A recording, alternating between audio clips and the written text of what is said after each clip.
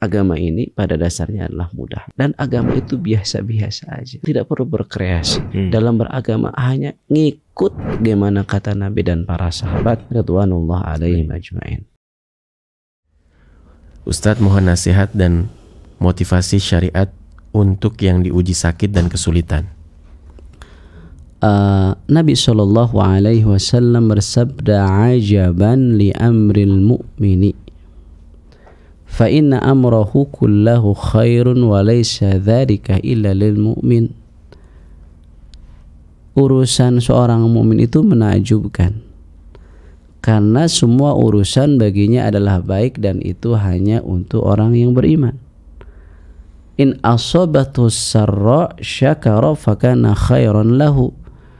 Kalau dia mendapatkan sesuatu yang manis dalam hidupnya, maka dia bersyukur, tentunya itu jadi kebaikan baginya.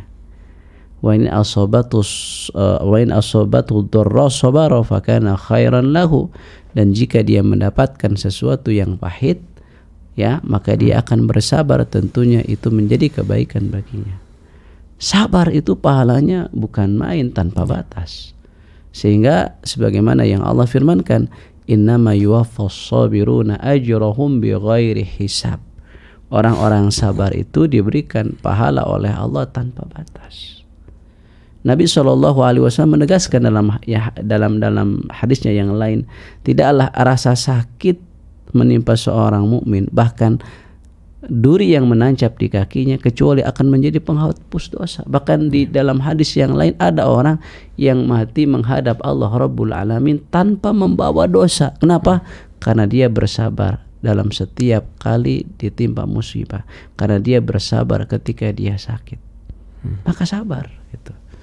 Ya, bahkan berharap pahala kepada Allah, semoga sakit yang menimpanya justru menjadi penghapus dosa. Dan kalaupun wafat, maka dalam keadaan husnul khatimah, bersih seperti anak bayi yang baru dilahirkan. Jadi bahagia atau tidak, itu sebenarnya urusan hati. Bahagia atau tidak dalam hidup itu urusan hati, bukan urusan di luar diri kita, bukan. Bahagia atau tidak itu urusan hati. Orang banyak misalnya yang melimpah dengan harta, demikian pula dalam keadaan sehat, tapi hidupnya tidak bahagia. Kenapa? Karena dia tidak bisa memanage hatinya, mengelola hatinya.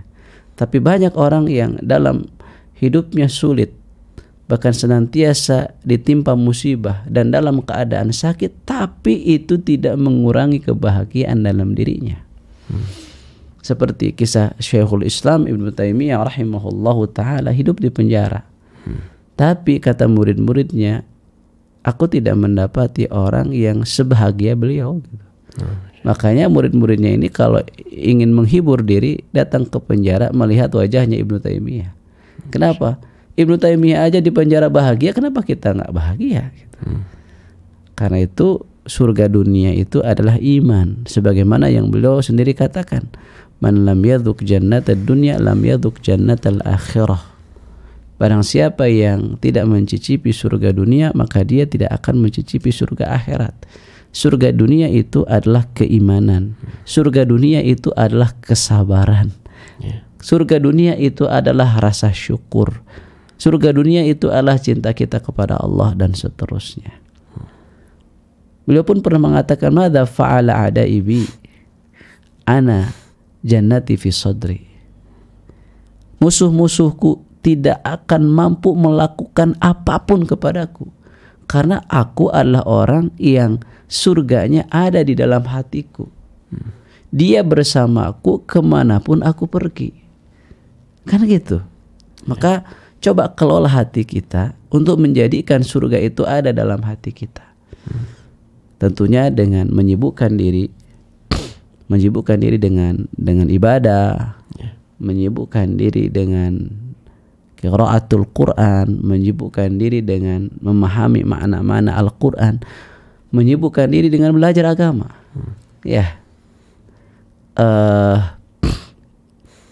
Dulu ada para ulama